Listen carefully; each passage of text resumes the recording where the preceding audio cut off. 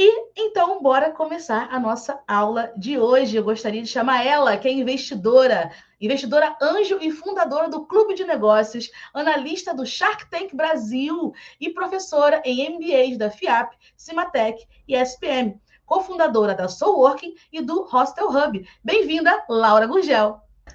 Boa noite, Cris. Prazer te ver aí. Prazer, gente. Muito bom estar aqui com vocês. Boa noite. Vamos Vou lá deixar hoje. vocês com a Laura. Boa aula. Convido você, Laura, a fazer a sua audiodescrição na noite de hoje, tá bom? Beijo, daqui a pouco, pessoal. Fica Até já. Bom, antes de mais nada, peço desculpas pelos cães aqui. Eles ouviram a empolgação de Cris e ficaram animados. E já peço desculpas aí, a nossa intérprete às vezes eu falo um pouco rápido. Então você grita, mexe os bracinhos que eu paro. E falo um pouquinho mais devagar. Vou me apresentar para vocês, vou me autodescrever.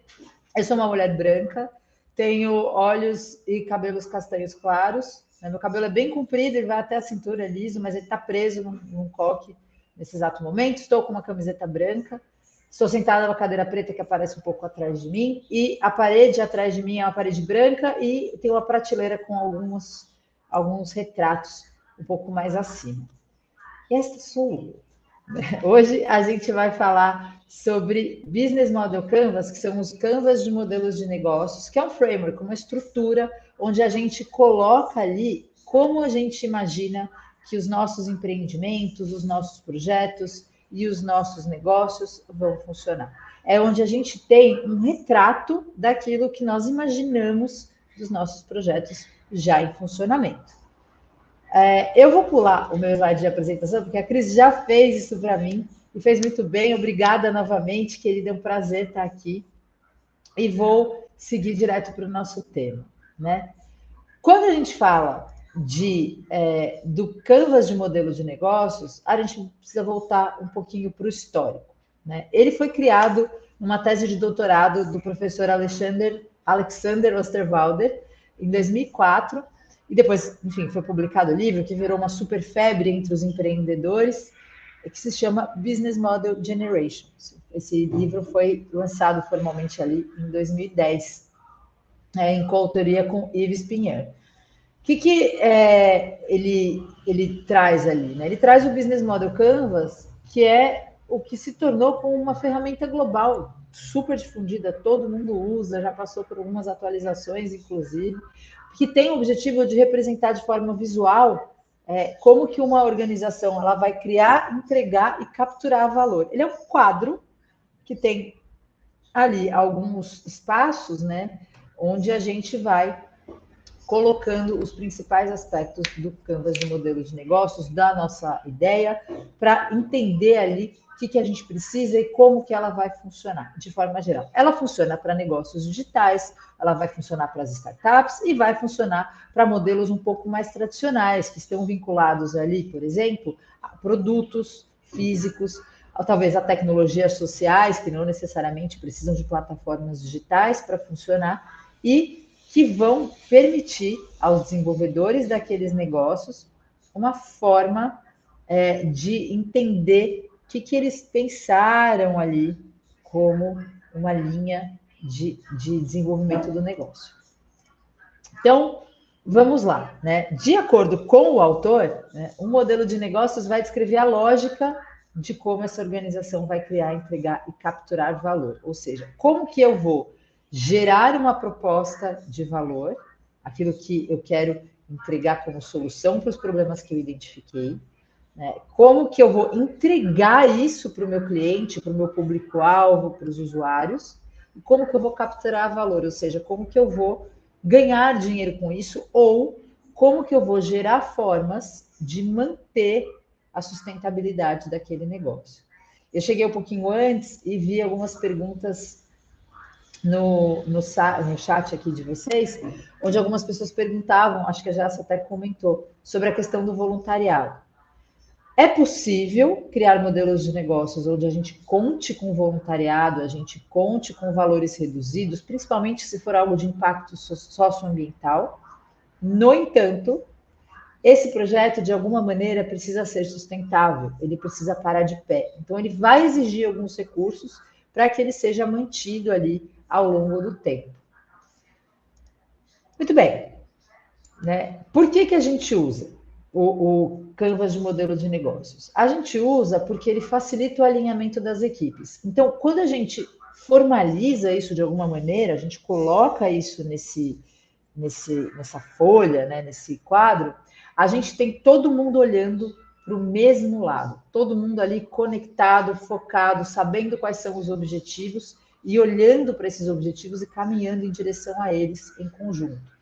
Ele vai ajudar na prototipagem dos negócios. Então, a entender como que eu vou construir a minha solução. E, de novo, gente, independente de serem negócios digitais ou físicos ou mais tradicionais, ele vai me ajudar a entender como que eu vou prototipar, ou seja, como que eu vou criar algo que me permita testar aquele modelo, entender se ele funciona, se ele entrega de verdade valor para as pessoas e se ele também me ajuda a garantir a sustentabilidade do meu projeto. E por último, ele vai servir como uma ferramenta para inovação e para pivotagem. O que significa isso? Significa que ele vai me ajudar a enxergar ali onde que eu posso fazer diferente, melhor, mais rápido, mais prático, mais eficiente, mais bonito, uma experiência melhor e também de pivotar, ou seja, de identificar outras formas de fazer para chegar naquela mesma solução. Pivotar é girar sobre o mesmo eixo, ou seja, eu tenho ali a minha ideia de problema, eu já sei o que eu quero resolver, só que eu tenho um mundo, um universo de formas diferentes de entregar uma solução e de resolver esse problema que eu identifiquei. Pois bem, né, o Canvas, como eu comentei com vocês, ele tem alguns blocos. São 9 no Canvas que a gente comumente usa. E ele sempre vai trabalhar em 3 esferas principais. É o que, para quem e como. Então, a gente vai começar sempre com o que, no sentido de qual é a minha proposta de valor, qual é a solução que eu vou entregar, qual é o produto que eu quero entregar ali para o meu cliente. Depois disso, eu vou falar sobre qual é o segmento de mercado, quem são os meus clientes, quem são as pessoas interessadas em adquirir o meu produto ou o meu serviço. Pensando nisso, eu passo do que para o para quem. E eu começo a entender que eu vou precisar trabalhar o relacionamento com os clientes, então, a maneira como eu me comunico com ele, como eu mantenho o meu relacionamento com esses clientes, e como que eu faço eles saberem de mim. E os canais, que é como eu vou entregar isso para o meu cliente, como o cliente tem acesso à minha solução. De novo, seja ela digital, e aí eu posso pensar em canais como lojas de aplicativos, eu posso pensar em redes sociais, eu posso pensar numa série de coisas, ou físico, entendendo também como que é essa entrega do ponto de vista de logística, se eu vou precisar de centros de distribuição, como que vai funcionar. Eu sei que muitos estão desenvolvendo projetos, por exemplo, para escolas. A escola vai ser um canal, ou seja, vai ser onde as pessoas adquirem o meu produto, vai ser onde as pessoas conseguem acessar aquilo que eu quero entregar para elas. Então, é nesse lugar aí que a gente está falando quando a gente fala sobre canais. E por último, eu vou no como, né? Então, eu vou pensar em como eu vou entregar com eficiência. Eu vou pensar nos meus parceiros-chave, que são todos aqueles parceiros, todos aqueles potenciais fornecedores, todos aqueles que estão trabalhando comigo, né, no sentido de, para mim, me oferecendo alguma solução para que eu possa fazer o que eu faço de melhor, e vou listá-los ali.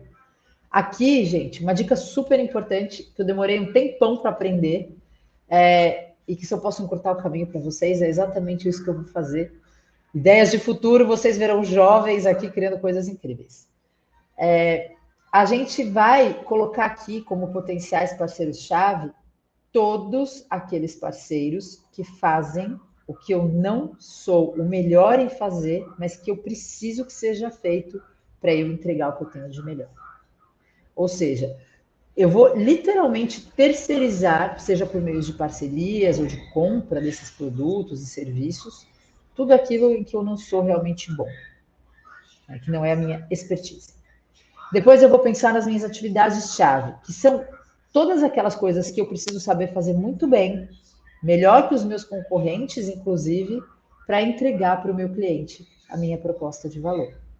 E aí eu listo os meus recursos-chave, que é tudo aquilo que eu preciso adquirir como recurso, então, bancos de dados, equipes de marketing ou de desenvolvimento, ou um estoque, um lugar para guardar as minhas coisas, um escritório, o que quer que seja, que eu preciso para poder executar aquela proposta de valor, para poder executar as minhas atividades-chave.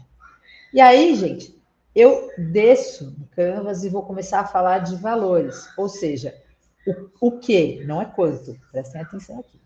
O que vai me gerar custo? Eu vou fazer uma lista, como eu faço uma lista de supermercado. O que vai me gerar um custo?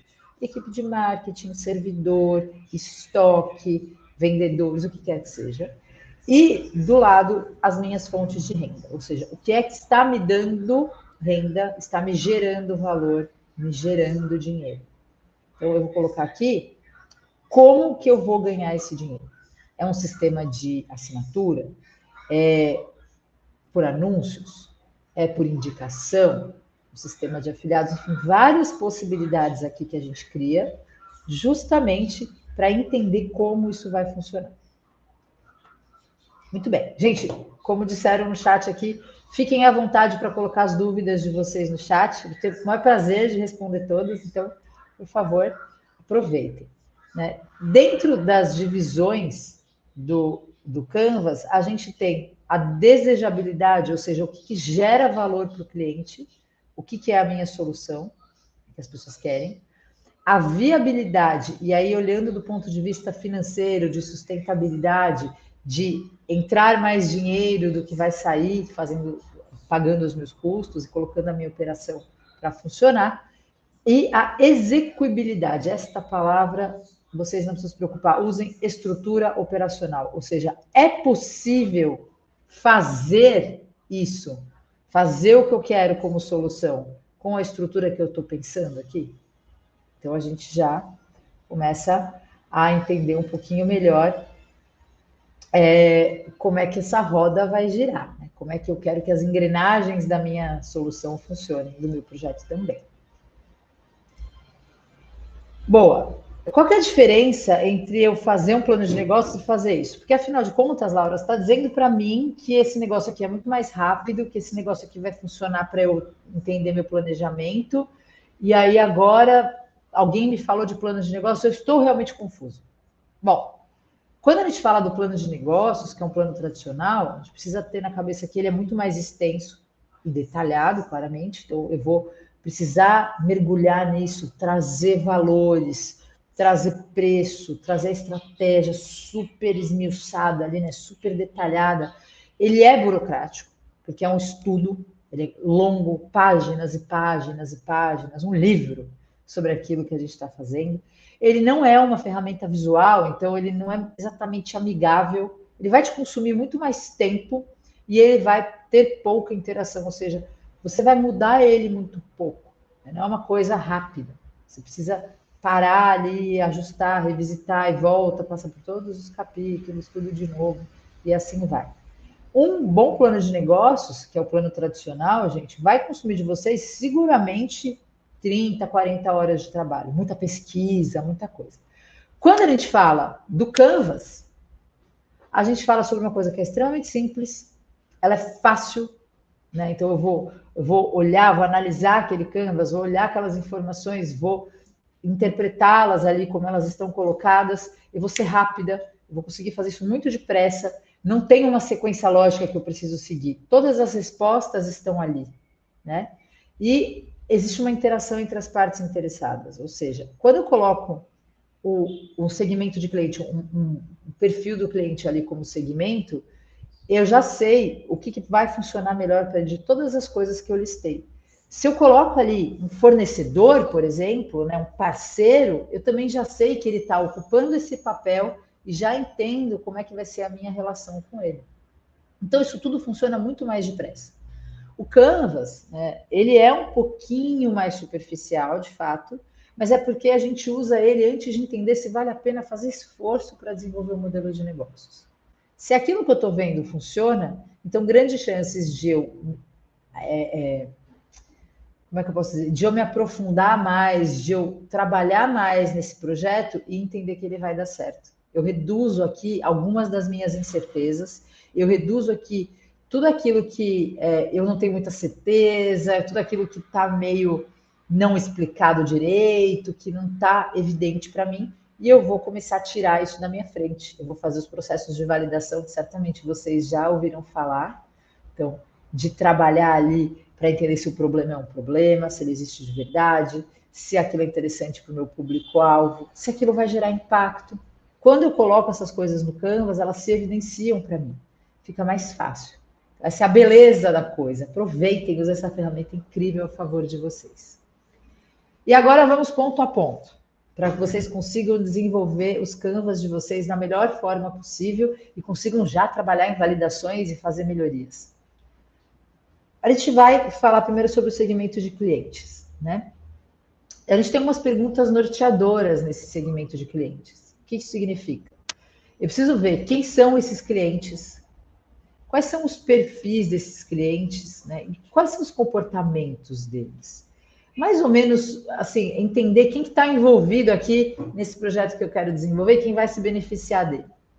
E aí eu vou começar a entender qual é a segmentação. Se existe um nicho específico, né? Qual o tamanho desses grupos, ou os grupos que aparecem mais, ou que eu pretendo, de repente, desenvolver primeiro, atender primeiro. Se é multilateral, ou seja, se tem mais de um perfil de cliente, como é que essas coisas todas vão se conectar? E aí eu vou colocar isso tudo ali. Eu vou colocar um post-it para cada um papelzinho ali para cada um, justamente para que a gente tenha isso bem nítido. Um exemplo, quando eu estou falando sobre o Airbnb, e eu acho que a maioria de vocês conhece, com certeza, que conecta pessoas que querem alugar seus imóveis por um curto período de tempo a pessoas que querem alugar estes imóveis, né, que querem usufruir deles, eu começo a ter dois perfis de clientes, dois perfis de pessoas que vão ser atendidas. Os anfitriões, que são os donos dos imóveis, e os viajantes que vão fazer uso desses imóveis. Eu posso entender que os anfitriões também são parceiros meus, não tem problema, porque eles estão fornecendo os imóveis para mim. Mas eles também estão recebendo dinheiro por isso, então eles também podem ser entendidos como clientes, dado que o que eles gostariam de receber pelo imóvel é dinheiro. Então a gente vai um pouco para esse lugar, né? Depois disso, vamos falar também sobre a proposta de valor, né? Que tem ali suas perguntas norteadoras e que também vão ajudar vocês a entender o que vocês querem entregar para esses clientes. Que problema que a gente resolve? Qual é a necessidade que a gente atende? Porque, afinal de contas, uma solução, de novo, seja ela no modelo tradicional, seja ela digital, o que quer que seja, ela precisa entregar valor, ela precisa resolver um problema para as pessoas. Porque se ela não resolve o problema, as pessoas não precisam dela. Então, não faz sentido eu investir tempo, dinheiro, esforço, energia, enfim, tudo nesse processo, né? E aí, eu vou pensar, o que eu posso fazer de inovador em relação do que já existe, né, como uma solução que pode não ser a melhor, que vai, por exemplo, fazer com que esse produto seja mais aderente, mais interessante para o meu público-alvo. Então, é pensar, eu posso personalizar? Isso faz sentido? Tem alguma coisa na marca que faz ela ser mais interessante? É uma questão de design? A solução, como ela existe hoje, ela já não é interessante? E aí eu posso fazer isso melhor? Ela é acessível? Ela entrega conveniência, praticidade, tranquilidade, para além de resolver o problema das pessoas? E aí, como um exemplo interessante, a gente pode pensar na Netflix, que eu tenho certeza que 99% de vocês conhecem, que é a plataforma ali onde a gente consegue acessar filmes, shows, enfim, né? É um streaming de música, vídeo e filme e tudo mais. A Netflix entendeu que as pessoas não queriam só assistir filmes, porque para assistir filmes, na época, você poderia simplesmente ir no numa locadora de vídeos, que acho que já nem é do tempo de vocês, né? E escolher o vídeo fisicamente e levar aquela mídia física para casa para consumir em uma outra plataforma que ia transmitir aquilo na televisão. O que a Netflix entendeu? As pessoas querem consumir os conteúdos que elas querem a qualquer momento na plataforma que elas quiserem. E por isso foi desenvolvida a plataforma de streaming. Você pode assistir do seu celular, da sua televisão, do seu computador. Eu não duvido nada que tenha gente assistindo de lugares mais loucos do que isso. No tablet, enfim, o que quer que seja. Você assiste o que você quer e ainda assim, personalizando e consumindo aqueles conteúdos, você está gerando mais informações para que ele te indique mais conteúdos que sejam interessantes para você, para que você assista. Isso também foi uma solução para a gente não perder mais 2 horas escolhendo o que a gente ia assistir, ficar com sono e não assistir nada naquela plataforma. Mas é nesse caminho. Um outro quadro do Canvas que a gente pode olhar são os canais, né? Que é como a gente entrega a proposta de valor. Quais são os canais de venda, de distribuição e de comunicação com o meu cliente? Como é que eu estou fazendo isso chegar no meu cliente? Um exemplo interessante que a gente tem disso é a Amazon, enfim, que tem a Amazon Prime também, que é concorrente da Netflix, tem a Amazon Music, que concorre com o Spotify. Os caras estão em todos os lugares, né? Mas, no final das contas, o que a Amazon tem como canal é uma plataforma online. Também tem o aplicativo, que a gente pode usar no celular diretamente, e tem a logística própria para fazer com que os produtos cheguem nos clientes. Então, seguindo essa lógica, a gente precisa entender que os canais são aquilo que fazem o cliente receber a nossa solução, ou o nosso produto, ou o nosso serviço. E depois disso a gente começa a falar sobre o nosso relacionamento com os clientes. Então, que tipo de relação o cliente espera ter comigo, como fornecedora daquele produto ou daquele serviço? Então, ele quer um atendimento pessoal, ele quer um atendimento automatizado, ele está feliz conversando com um chatbot, ou ele precisa falar com alguém? A gente sabe que muitas das plataformas hoje em dia deixam muita gente na mão, porque você não consegue falar com um ser humano, porque o seu problema não está listado naquela plataforma digital. Mas a gente precisa mapear isso e entender. Existe uma comunidade, eu quero criar um lugar onde os meus usuários se ajudem mutuamente, eu tenho ali algumas pessoas interagindo e atuando comigo para poder fazer com que eu resolva o meu problema. E aí um exemplo que a gente tem, que é um dos mais legais, assim, made in Brasil, diga-se de passagem, né, brasileiro, é o Nubank. O Nubank, ele tem uma plataforma de atendimento ao cliente que é mista. Então, você consegue ter um atendimento humanizado via chat, normalmente, já uma plataforma que tem se tornado acessível para pessoas que precisem de ligação, né, por voz, enfim, pessoas que precisem enxergar e receber aquelas informações de formas diversas. E também existe um atendimento digital para suprir as principais dúvidas dos clientes. Esse é o relacionamento. O que o seu cliente espera ter como relacionamento com você e que vai fazer com que ele se sinta ainda mais feliz de adquirir sua solução, mais conectado a você, com mais vontade de ficar efetivamente. A gente fala também sobre fontes de renda, como eu disse para vocês, o que vai gerar receitas. Como o negócio gera receita, né, para a empresa. É uma venda direta? É uma assinatura? É um modelo freemium, que é aquele que a gente acessa gratuitamente uma parte e depois a gente precisa pagar para acessar um conteúdo melhor? Ou vai ser licenciamento? Vai ser por indicação de cliente? Como que vai funcionar isso? E aí um exemplo que a gente tem é o Spotify. Ele é gratuito e ele tem anúncios premium, né? Ele tem um plano premium onde não tem anúncios. Exceto se você consome podcasts. Aí a gente tem um problema aqui, porque, né? Muitos anúncios. Mas isso também serve, gente, para quando a gente está falando sobre outras formas mais tradicionais de negócios, né? Modelos mais tradicionais de negócios. Então, pode ser, por exemplo, a venda direta. Então, eu vou fazer essa transação, eu recebo o dinheiro, eu entrego o produto ou eu presto o serviço. Tão simples quanto isso.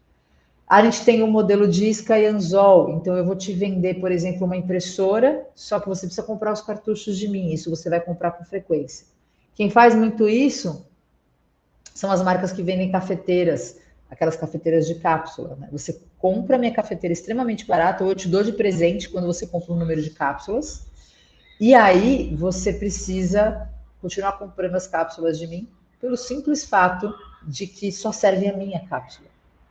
Ou, para quem consome ali barbeadores, a troca de lâmina. Você compra, às vezes, né, a plataforma, vamos dizer assim, você compra o cabinho e você vai só trocando a lâmina à medida em que ela fica desgastada. E é muito difícil de você conseguir usar de uma marca, a lâmina de uma marca no corpinho da outra, no cabinho da outra. Então, isso é o modelo de esquianzol. Então, pensem aí nesses modelos para vocês, como que eles vão funcionar com base no que vocês estão pensando em desenvolver e construir como um negócio. A gente tem os recursos-chave, que é aquilo que a gente precisa pensar, né, o que é indispensável para o meu modelo funcionar. Aqui, gente, a gente está falando sobre recursos físicos, intelectuais, humanos e financeiros. Então, é tudo aquilo que eu preciso para poder executar as minhas atividades-chave. Se a gente for pegar, por exemplo, a Apple, que eu acho que é um exemplo bacana, porque ela tem a questão do físico, ela tem as lojas físicas, ela tem toda aquela plataforma online, uma série de serviços. A Apple entendeu que, como recursos-chave, para poder fazer aquilo que ela quer fazer de melhor, ela precisa de uma marca forte, que, enfim, todo mundo conhece, um design que seja apelativo, porque também é um dos grandes diferenciais da marca, e desenvolver uma cadeia de suprimentos que estejam aptos, né? Esteja apta, perdão, a entregar os insumos necessários, que vai desde pecinhas para celulares, fones de ouvido, para os equipamentos, até o sistema de entregas para as lojas, ou que ela quisesse criar um sistema de entrega direta para o cliente final. Então, a gente precisa entender o que é necessário para a gente colocar o nosso modelo de negócios para funcionar. A gente tem as atividades-chave, que é tudo aquilo que a gente tem que fazer muito bem, melhor que os concorrentes, inclusive, para entregar a nossa proposta de valor. Então, a gente tem o desenvolvimento do produto, né? O que vai computar nesse desenvolvimento do produto? Marketing é uma coisa que eu preciso fazer muito bem, ou eu preciso focar muito na minha operação ou na minha logística, enfim, para que eu consiga efetivamente entregar aquilo que eu proponho, né, a minha proposta de valor para o meu cliente. Eu trouxe para vocês como exemplo o Uber, porque o Uber, ele tem ali um monte de motoristas, ele tem a relação de todos os clientes e passageiros, mas o que ele tem que fazer muito bem é desenvolver o aplicativo para que ele seja cada vez melhor, e garantir que a base, e reter os clientes, né? E garantir que a base de motoristas esteja atualizada, de acordo com regras de segurança, enfim, suprindo as expectativas do cliente. O que o Uber tem que ser, no final das contas, é muito bom de conectar passageiros que estão na plataforma e mantê-los na plataforma a motoristas que entreguem um bom serviço e que representem a marca de maneira adequada, com segurança, com o que quer que seja. A gente tem também os parceiros-chave, como eu já comentei com vocês, que é quem são parceiros e fornecedores. Então, aqui pensem em parcerias estratégicas, alianças com outras empresas e terceirizações. Um exemplo que a gente tem, que é super forte aqui no Brasil, é o iFood. O iFood tem como parceiros os restaurantes, que acabam também, muitas vezes, por se colocar como clientes, quando a gente fala das entregas de mercado. Os entregadores são parceiros, porque eles fazem toda a parte de logística para a empresa. E os gateways de pagamento. Então, perdão, gente. As plataformas que vão executar os pagamentos, processar aqueles pagamentos e as transações todas, né? Do dinheiro que eu estou pagando, por exemplo, vamos dizer assim, daquilo que eu estou pagando para o restaurante vai receber, o entregador vai receber e a empresa vai receber também a parte dela, uma comissão, para colocar ali, para fazer a roda girar, né? São as fontes de receita. E a gente tem a nossa estrutura de custos, que é onde eu vou entender quais são os meus custos essenciais para fazer a minha empresa funcionar, o meu projeto funcionar. Então, custos fixos, custos variáveis, se eu tenho uma economia de escala, qual que é o meu escopo. Então, a gente precisa olhar isso com muito cuidado para a gente entender o que é que pode gerar um custo para a nossa empresa, entender também como otimizar, como fazer da melhor forma, e aí entender qual que é a relação disso, né, da estrutura de custos com a minha fonte de receita. Quando a gente fala de aplicativos, a gente pode pensar naqueles softwares por assinatura, perdão, que eu tenho os custos de desenvolvimento e manutenção da plataforma. Se eu estou criando, como eu já comentei com vocês, algo tradicional, um modelo de negócios que não necessariamente é um aplicativo, eu preciso pensar no estoque, eu preciso pensar no meu centro de distribuição e de armazenamento, eu preciso pensar na minha logística, nos meus custos para produzir aqueles produtos, eu preciso ter tudo isso na minha conta, nos vendedores das lojas, nas pessoas que vão atender os meus clientes, na minha equipe de marketing, enfim, muita coisa ali envolvida. Então, parem, pensem, coloquem uma listinha ali para vocês. Aqui a gente não está falando sobre quanto isso vai custar. A gente está fazendo uma lista de o que pode ter custo, que pode gerar um custo para a empresa. E aí, gente, trouxe umas dicas aqui do que não fazer, que eu acho que é importante. Mais do que saber fazer o Canvas, é tomar muitos cuidados para a gente não cometer os erros mais comuns. E como eu disse para vocês, se eu puder acelerar o aprendizado, eu faço, porque eu acho justo. Né? Estudar já demanda muito da gente, o dia a dia já demanda muito da gente, então vamos encurtar estes caminhos da melhor forma possível. Né? O que a gente não pode fazer? Primeira coisa, é preencher o Canvas como se ele fosse um modelo de negócios. Ele não é um substituto, ele é uma prévia. Então pensem assim, se o plano de negócios é todo o filme da história da minha empresa, o Canvas é uma foto. Foto do primeiro frame. Primeira coisa. Né? Ele tem que ser um mapa visual e conciso. As ideias ali têm que estar descritas de forma clara e objetiva para que elas possam ser discutidas, para que elas possam ser repensadas, para que elas possam ser alteradas, testadas, enfim, que a gente possa fazer isso com velocidade. Quanto mais rápido a gente erra, mais rápido a gente acerta. E aí a gente consegue buscar essas alternativas. Então, gente, em vez de escrever no Canvas, né, desenvolvimento do sistema integrado para a gestão de dados com uso de tecnologia XY, se escreve sistema de gestão de dados. Curto, rápido, prático, todo mundo que está envolvido olha e sabe do que a gente está falando, e aí já está todo mundo alinhado. Essa é a primeira coisa. Segunda coisa, o que não fazer? Não ignorem a validação com clientes reais. O que isso significa? Muita gente coloca lá no Canvas, mistura ali, né, o segmento de clientes e proposta de valor com base nas suposições. Vocês já têm as ideias de vocês, e eu sei que muitos de vocês já conversaram com o público-alvo para entender isso mais a fundo. Essa é a validação. Confirmou? Aí vai para o Canvas. Não confirmou? A gente precisa estudar isso. A gente precisa se aprofundar nisso. Por quê? Porque se eu colocar todos os meus achismos sobre aquele problema que às vezes não sou eu que vivencio, eu provavelmente vou criar uma coisa que não tem nada a ver com a realidade. E aí eu vou investir meu esforço, eu vou investir meu dinheiro, às vezes, minha energia, vou gastar um tempão fazendo isso para nada. Né? Um exemplo aqui, caso da vida real, né? Uma startup acha que o público-alvo são pequenas empresas, vai lá, segue desenvolvendo, faz tudo, só que na hora de testar o produto que já estava pronto, que tomou um tempão, um monte de recurso, ele descobre que quem paga pelo serviço não são aquelas empresas, são os consultores. Foi um desperdício de dinheiro. E aqui, gente, ainda deu sorte de achar um outro público, porque às vezes a gente está criando uma solução para um problema que só a gente tem, e ele não é grande o suficiente para que a gente invista nossos esforços em desenvolver alguma coisa que não faça sentido para o público-alvo ou até mesmo para qualquer público. Outro erro comum é começar pelo produto e não pelo cliente. Então, acho que vocês já devem ter ouvido isso algumas vezes. Apaixonem-se pelo problema que vocês querem resolver.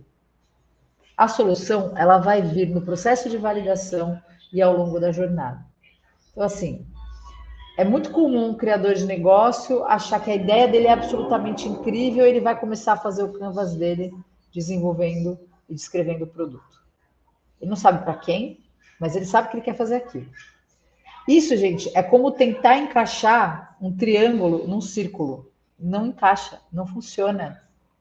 Então, o que a gente precisa fazer aqui é entender qual é o problema e criar algo que se encaixe nele. E não criar alguma coisa e ficar torcendo esse problema até ele servir. Porque o encaixe nunca vai ser bom. O produto pode não resolver nenhuma dor, pode não ser desejado no mercado, pode não ter efeito nenhum.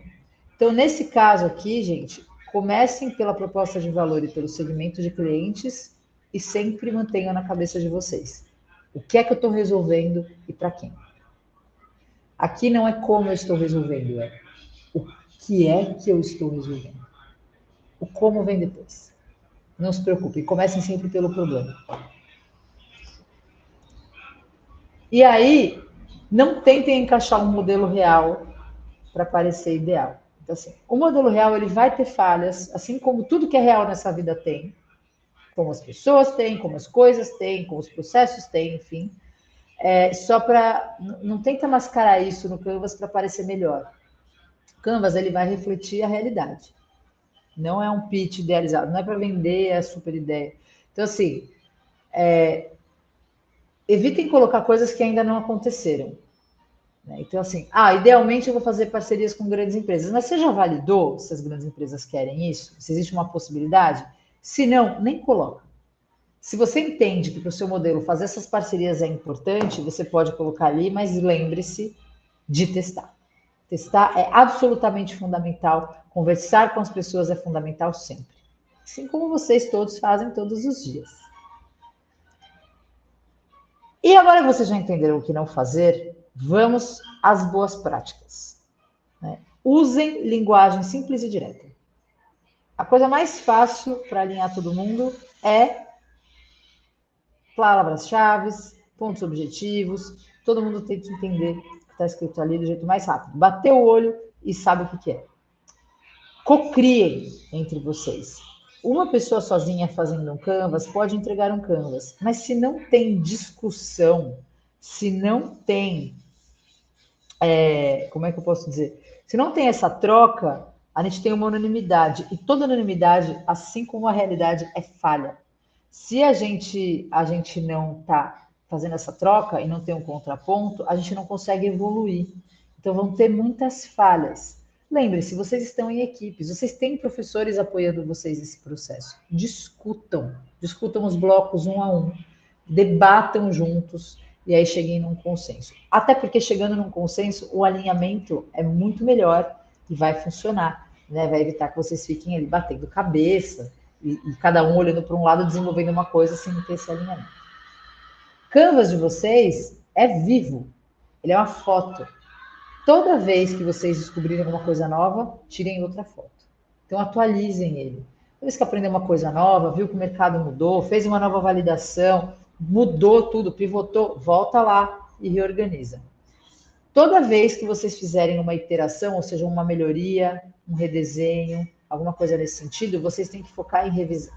O ideal é revisar tudo, claro, mas o foco tem que ser na proposta de valor, no segmento de clientes, nas fontes de receita e nas atividades-chave.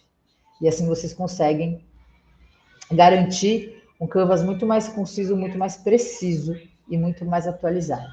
Registrem todas as hipóteses e os dados validados de vocês. Marquem, deixa bem evidente o que é a hipótese que você ainda não validou e o que você já validou, você já tem respostas.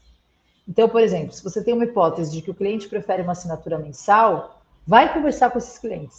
Porque pode ser que você descubra que 80% dos clientes têm preferência por pagar de forma avulsa. E aí, invalidou. Você precisa revisitar isso, analisar de novo e rever o que está fora do que está sendo pensado e dessa criação, né, desse produto. Ele vai ser um tiro no escuro, vamos dizer assim, ele vai sair de prumo. Tenham clareza que o Canvas é uma ferramenta de aprendizagem. Ninguém está ali construindo verdades. A gente está aprendendo sobre o problema e aprendendo sobre a solução. Então, lembrem-se disso. O objetivo do Canvas é ajudar vocês a pensar. Por isso que pode ser para digital, pode ser para tradicional, pode ser para misturado, pode ser do que vocês quiserem. Porque aqui, gente, é onde vocês estão olhando para aquilo, vocês estão tendo um vislumbre do negócio de vocês, do projeto de vocês, e entendendo onde que estão as inconsistências, as incertezas. O Canvas, ele serve para vocês terem estratégia, ele não é só para apresentar um negócio para alguém. Então, por favor, lembrem-se de que é uma ferramenta. O Canvas é um meio, ele não é o fim. O fim é o objetivo de vocês participando desse desafio. E, gente, por fim, né, fica aí a dica. O Canvas não vai construir os negócios de vocês. Ele vai ajudá-los a experimentar constantemente tudo aquilo que pode contribuir para o desenvolvimento dos negócios, dos projetos que vocês estão criando. É para colocar as ideias na parede, para vocês discutirem, fazerem o brainstorming, ali, o toró de palpite de vocês, para vocês validarem com o mundo real e arrumarem rápido. Porque, de novo, quanto mais rápido a gente erra, mais rápido a gente acerta, mais rápido a gente leva isso para o mercado, para o público, e mais rápido a gente gera o impacto que a gente quer. Isto posto, meus queridos, vamos às dúvidas de vocês. Eu deixei aqui na tela um QR Code com os meus contatos, fiquem à vontade para me acessar. A apresentação aqui vai ser compartilhada com vocês, já estou combinando aqui com o pessoal como a gente vai fazer isso. O modelo do Canvas está disponível na plataforma, ou vai estar, estamos nesse processo de ir e vir, né? Para vocês poderem construir os Canvas de vocês. E aí, gente, dúvidas? Não hesitem, podem me chamar, estou à disposição, assim como essa equipe maravilhosa do desafio. Então, fiquem à vontade para recorrer a nós. E eu tenho a honra de chamar aqui a Cris. É uma honra estar com você, Laura. Muito bom, uma excelente aula. E temos perguntinhas, sim. Vamos lá para as dúvidas da aula de hoje, gente. Biel. Laura, e se for um site, um aplicativo e não tiver tipo de renda? Vamos lá. Todo projeto, gente, ele vai ter um custo, né? Ou seja, uma plataforma para eu colocar o meu site, um host, né, com um servidor ali, ele vai ter um certo custo. Então, o que a gente precisa pensar é, mesmo que eu não vá cobrar das pessoas, de alguma maneira, eu preciso gerar, talvez aquela renda mínima, aquele dinheirinho mínimo, né, para manter ele no ar, para ele poder servir as pessoas. Então, aqui, a gente começa a pensar em modelos de negócios diferentes. Modelos por patrocínio, modelos por anúncio, um clube de assinatura que talvez tenha um valor reduzido, ou tem algum modelo que é muito legal e que funciona muito para negócios sociais. Estou entregando ouro aqui, hein? Ninguém falou que não podia. Eu quero ver os projetos desse povo, que eu sei que vem coisa boa. Todo ano tem coisa boa, esse ano tem que vir coisas excelentes. É um modelo que a gente chama de buy one, give one. Ou seja, a gente compra um e dá um de presente. Que é quase como se fosse tipo um ingresso social. Então eu vou, por exemplo, quem pode pagar, paga. Vai pagar, por exemplo, ao invés de R$10 para todo mundo, as pessoas que podem pagar pagam 20, e toda vez que alguém faz uma compra de R$20, uma outra pessoa que não pode pagar recebe também. Esse para negócios sociais, assim, para negócios de impacto, para mim é o que funciona melhor. Então fica a dica. Segredinhos. Pegaram a dica, gente? Ó, anota. Essa dica é de ouro. Próxima pergunta. A Mara pergunta: nós adicionamos os nossos valores como criadores do projeto? Nossos valores é o salário? Eu fiquei um pouco de dúvida aqui. Também fiquei. Não sei se são os valores que eles sentem pelo projeto, são... Mara, se você está vendo a gente aí, tenta explicar um pouquinho melhor para a Laura poder formular a resposta dela. Enquanto isso, vamos para a próxima pergunta. A Diana. é obrigado a apresentar o modelo Canva do negócio no vídeo? Eu vou responder essa para você, Laura. Não, gente, não precisa apresentar o Canva no vídeo, não. O Canva é só um norteador para vocês conseguirem desenvolver o projeto, tá certo, Laura? Exatamente. Inclusive, Cris, fica a dica também, eu acho que é importante. Quando a gente está fazendo um vídeo pitch, uma apresentação curta dos nossos projetos e modelos de negócios, o ideal é a gente não colocar o Canvas. E eu te explico por quê. Porque vai ficar muita informação em um slide só. E aí as pessoas não vão querer ouvir a gente, porque elas vão querer ler o que está escrito. E aí a gente não consegue a atenção do nosso público. Então é muito mais legal vocês irem levando ponto a ponto no discurso de vocês, uma informação de cada vez para todo mundo poder acompanhar, criando um discurso fluido. Vai ficar mais fácil das pessoas entenderem. E o seu Canvas está ali, está pressuposto, porque você já está explicando para as pessoas como que funciona. Excelente. Muito bom. Próxima pergunta, pessoal. Samuel. Laura, como podemos colocar a terceirização de serviços no Canvas? Vamos lá. Tem algumas formas. Assim, a primeira é, se você está terceirizando o serviço de alguém para fazer a sua entrega de valor, vamos dizer assim, você vai colocar como parceiro-chave. Okay? Vou dar um exemplo disso. Eu tenho um e-commerce e eu vou terceirizar a produção dos meus produtos. Então, eu tenho um e-commerce de biquínis. Quem me fornece os biquínis, está sendo terceirizado, para quem eu peço a produção desses biquínis, entra como parceiro-chave. Quem vai fazer a logística para mim também entra como parceiro-chave. Então, quem vai fazer esse processo de entrega dos produtos para os meus clientes. E aí, esse é um processo de terceirização. Se vocês estão falando sobre terceirização no sentido de intermediação, como o iFood faz, por exemplo, né? Ele te conecta com um restaurante que vai fazer o entregador trazer para você a comida, enfim, que é essa conexão, você vai colocar isso como recurso-chave. Perfeito, Laura. Mais uma perguntinha para a gente finalizar. O Moacir pergunta: modelo por anúncio e clube por assinatura pode ser uma excelente forma de monetizar. Tem exemplos práticos destas formas de monetizar? Sim.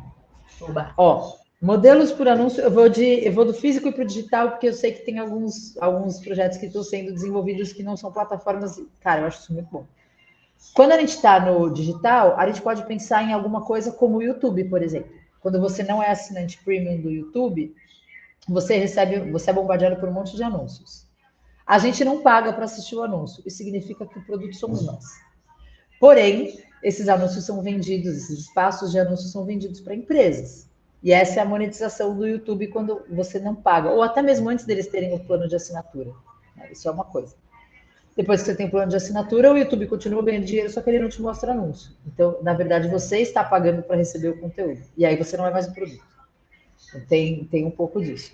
Quando a gente está falando do modelo físico, na questão do anúncio, a gente pode pensar naqueles anúncios que vêm, por exemplo, às vezes no saco de pão da padaria, ou na caixa de pizza, ou, por exemplo, quando você compra não sei, vou comprar um kit de maquiagem e vem uma necessaire, talvez, que seja de outra marca, que é uma marca parceira, que está pagando para estar ali. Isso é uma possibilidade. Quando a gente está falando do modelo de assinatura, a gente está falando sobre um pacote que se renova mensalmente. Quando a gente está falando do digital, a gente tem Spotify, Netflix, a TV por assinatura ali, né? A TV a cabo, que foi acho que um dos primeiros modelos. Você vai ter assinatura de montes de coisas. No físico, normalmente esses modelos de assinatura, eles vão funcionar nessa mesma lógica. Hoje em dia tem clube de assinatura de tudo. Tem de comida de cachorro. Você pode, por exemplo, ir até uma loja da Pets ou da Cobasa fazer sua assinatura, inclusive presencialmente. Tem de artigo de papelaria, de artigo de cozinha, de vinho. Mulher, é uma loucura. Tem de tudo que vocês quiserem. É um ótimo modelo de monetização e, na minha opinião, até mais eficaz que o de anúncios, porque você tem previsibilidade e recorrência. Significa, eu sei que um tanto de pessoas podem cancelar o meu serviço entre um mês e o outro, mas eu sei também aquelas que tendem a renovar. Então, eu tenho uma ideia de quanto dinheiro vai entrar no próximo mês. Quando a gente está falando de anúncio, ele é um modelo um pouco mais frágil, porque se tiver algum movimento um pouco mais intenso no mercado, algum declínio, alguma coisa nesse sentido, os anúncios são sempre as primeiras coisas que as empresas cortam. Então, fica muito mais sensível, né, de quando a gente está fazendo esse modelo físico. Físico não, desculpa, de anúncio. Perfeito, Laura. Laura, eu quero te agradecer por essa aula incrível, pela sua disponibilidade, pela sua presença, e pedir para você deixar uma dica de ouro para quem assistiu essa aula de hoje, uma palavrinha final para a gente fechar a nossa live. Tantas coisas que eu poderia dizer para essas pessoas incríveis. Bom, a primeira coisa, gente, e eu acho que a mais importante de todas, é foquem no problema. Foquem no problema de verdade, porque quando você foca no problema, você começa a entender quem está passando por ele. E aí vem a segunda dica de ouro. Quando vocês forem validar isso com as pessoas que passam por esse problema, escutem de verdade e façam perguntas sempre relacionadas às experiências que essas pessoas têm com o problema. Evitem perguntar sobre achismos dessas pessoas, porque senão você está tentando vender o seu produto sem nem saber se ela tem esse problema. E quando a gente começa a entender como as pessoas se relacionam com o problema, efetivamente no processo de validação, a gente tem os dados mais próximos da realidade e a gente vai ter canvas melhores, porque a gente tem essas incertezas removidas. Então, acho que esse é o grande ponto aqui. Sim. E aí, eu queria aproveitar esses últimos minutinhos para agradecer muito a oportunidade de estar aqui. Já o time do Ideias de Futuro do Instituto já sabem que eu sou uma fã incondicional desde o dia zero, sei lá, eu não vou falar quanto tempo tem, acho que uns 10 anos, talvez. É um prazer estar aqui. E eu fico realmente muito contente de ver uma edição após a outra, sempre melhorando, os alunos cada vez mais engajados com soluções cada vez mais incríveis. Então, gente, continuem, não desanimem, porque é uma experiência incrível e uma jornada única que vocês vão conseguir passar aqui. Muito aprendizado, muita diversão também. Excelente, obrigado, Laura. Até a próxima, um beijo. É sempre uma alegria ter você aqui conosco. Um beijinho, tchau, tchau. E você que está aí de casa, gostaram das aulas? Gostaram? Estão curtindo? Comenta aí no chat pra gente. Estamos chegando, gente, ao final de mais uma live, de mais uma aula.